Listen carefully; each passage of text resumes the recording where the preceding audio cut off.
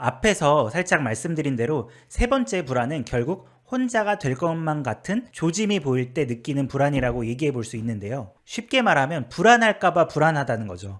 얘기 불안은 정말 고통스러운 경험이라고 할 수 있겠습니다. 신경증적 불안, 기대 불안 혹은 불안한 기대감이라고 부릅니다. 이런 유형의 불안을 호소하는 사람들은 모든 가능성들 중에서 항상 가장 끔찍한 가능성을 예상합니다. 이들은 모든 우연을 불길한 사태의 조짐으로 해석하고 모든 불확실성을 좋지 못한 의미로 이용합니다. 이 문장 자체를 영화에서는 잘 시각화해서 보여줬죠. 이렇게 상상력까지 총동원해서 선배들과는 억지로라도 같이 있으면서 친분을 쌓으려고 노력을 했지만 이것만으로는 불안을 잠재울 수 없었습니다. 그러다가 결국 빨간 노트를 생각해내죠. 브라니의 입장에서는 파이어오크에 입단하는 것만 확실해진다면 자기의 유일한 목적이 달성되는 것이기 때문에 감독님의 노트를 훔쳐보는 행동까지 하게 됩니다. 이 장면이 주는 시사점은 이런 것 같아요. 단순히 불안이란 것이 사람을 무슨 짓이든지 하게 만든다 이런 차원이라기보다는 인간이 얼마나 외로움이라는 것에 취약한 존재인지 혼자가 되는 것에 대해 얼마나 큰 공포를 느끼는 존재인지 다시 한번 생각하게 해주는 것 같습니다. 삶의 어느 시기에는 그가 의존하고 있는 사람들이 그에게 애정어린 관심을 철회하지 않는 것이 사실상 그의 가장 중요한 관심사가 되기도 한다. 라일리 같은 청소년뿐 아니라 성인도 마찬가지죠.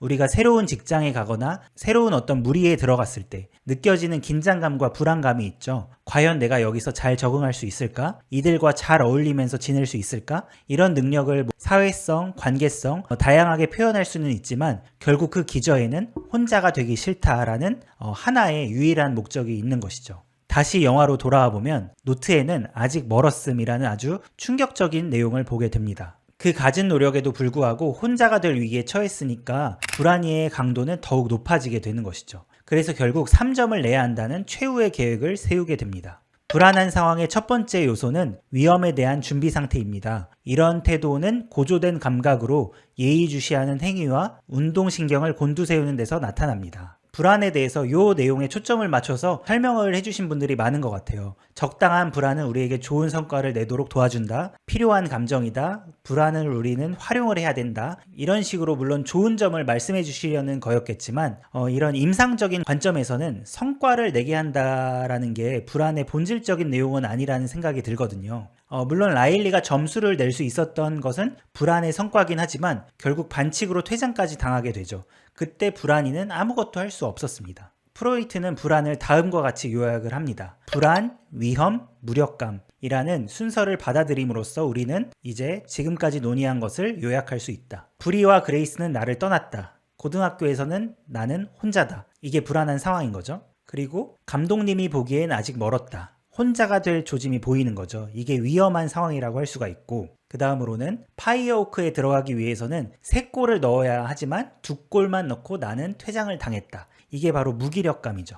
더 이상 내가 혼자가 되지 않기 위해 할 수 있는 게 아무것도 할 수 없게 된 거죠. 왜냐하면 브라니의 입장에서는 3골을 넣는 게 유일한 해법이었거든요. 결국 불안 폭풍에 휩싸이게 되고 호흡 곤란의 증상이 나타나게 됩니다. 앞서 말한 것처럼 이런 호흡과 관련된 증상은 출생 상황에서처럼 불안이 극심한 상황이 됐기 때문이죠. 앞으로 겪게 될 상황을 예상할 수도 통제할 수도 없는 갓난아기와 같은 상태가 됩니다. 불안에는 모호하고 대상이 없는 특징이 있다. 그래서 우리는 정확한 서술이 필요할 경우 불안의 대상을 찾아내면 불안이라는 말 대신 두려움이라는 말을 사용한다. 불안이 뭐냐라는 질문의 이론적이고 정석적인 답은 대상 없는 공포다라는 말을 많이 하거든요. 결국 무언가에 대한 공포긴 한데 그 무언가가 뭔지 모르는 느낌. 예를 들면 고소공포증, 폐소공포증 이런 장소에 대한 공포가 있을 수 있고 맹수에 대한 공포, 어떤 위협을 가하는 사람에 대한 공포 이런 식으로 우리가 공포라고 명명할 수 있는 것에는 대상이나 상황을 특정할 수 있다는 거예요. 그래서 그것만 피하면 공포를 안 느낄 수가 있는데 불안이라는 것은 실체가 없거든요. 특정할 수가 없어요. 그래서 영화에서도 이런 연출이 나오죠. 기쁨이가 이렇게 폭풍 속으로 들어가서 불안이를 이렇게 잡으려고 하지만 불안이가 잡히지가 않죠. 이런 게 불안의 실체가 없다는 연출이 되게 인상 깊었습니다. 이후에는 다이너마이트를 이용해서 부정적인 기억 구슬들과 함께 감정들이 복귀를 하게 되죠. 위험 상황이 바뀜에 따라 자아는 때때로 그것이 직접 쌓아 올린 억압의 장벽을 허물어 본능 충동에 대한 영향력을 회복하고 새로운 충동이 갈 길을 지시할 수도 있다. 그러나 사실상 자아가 그 일을 하는데 성공을 거두는 경우는 매우 드물다. 억압을 없었던 것으로 할 수 없기 때문이다. 이 내용을 물론 영화에서 볼 수 있긴 하지만 프로이트도 말하듯이 이런 억압이 스스로 무너지는 것은 흔하게 벌어지는 일은 아니라는 점을 참고해 주시기 바랍니다. 근데 어쨌든 이게 영화의 클라이막스였죠. 부정적이고 수치스럽고 슬픈 이런 부정적인 감정들도 라일리의 정신에 통합이 됩니다. 그제서야 영화 초부터 말하지 못했던 말을 비로소 친구들에게 할 수 있게 되는데요. 너네가 다른 학교에 간다는 게 무서워서 못되게 굴었어. 미안해. 더 이상 친구하지 않아도 받아들일게. 그래도 언젠가 용서를 해주면 좋겠다. 이렇게 굉장히 솔직하고 논리정연하게 정리된 말을 하죠. 이런 게 프로이트가 말했듯이 흔하게 일어나는 일은 아니라고 볼 수 있는 상황인 것 같아요. 근데 어쨌든 그게 친구들에게 받아들여지면서 라일리의 마음에 비로소 평안이 찾아오게 됩니다. 결국 브라니가 잠잠해진 것은 선배들처럼 빨간 머리 염색을 해서도 아니고 경기에서 점수를 내서도 아니고 나는 혼자가 아니다라는 것이 확인이 되면서 마음의 안정이 찾아왔다는 것이 바로 이 불안의 본질이라고 볼 수 있겠습니다.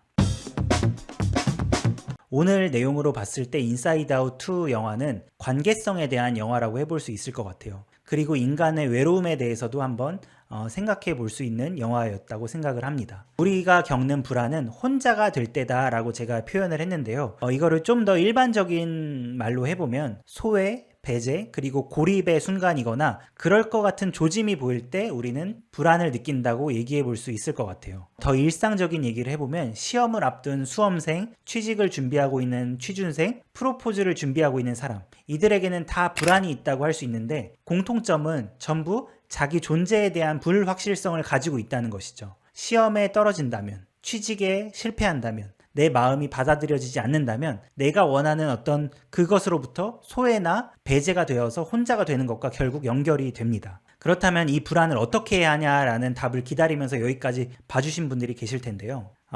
제 답은 불안이 느껴진다면 충분히 느껴라가 제 수준에서 할 수 있는 최선의 답변이 될 것 같습니다. 어떻게 보면 좀 무책임한 답을 드리게 되어서 죄송하기도 한데요. 이 충분히 느끼라는 말에는 두 가지 의미가 있습니다. 첫 번째는 불안을 충분히 느끼지 않으면 억압을 하게 되고 오히려 다른 증상이 나타날 수 있기 때문입니다. 영화에서도 계속 그 기억의 저편으로 넘어가는 게 그렇게 긍정적인 효과를 내지 못했다는 것을 보여줬다고 저는 생각을 합니다. 그리고 그 두 번째 의미는 불안을 충분히 느낀다는 말은 충분히 고민한다는 의미가 될 수도 있는데요. 우리가 불안을 느낀다는 것은 어떤 위험한 상황이 전제가 되는데 그 끝에 어떤 판단이나 선택을 하게 됩니다. 그러니까 우리는 결국 어떤 선택을 하게 될 텐데 다 따져볼 거를 따져보면서 이 결정을 하는 게 조금은 나은 선택을 하는 방법이 아닌가 생각을 하게 됩니다. 물론 이 방법론적으로는 혼자서 생각만 하는 것보다 누군가에게 말로 꺼내보거나 글로 써보는 게 훨씬 더 도움이 될 겁니다.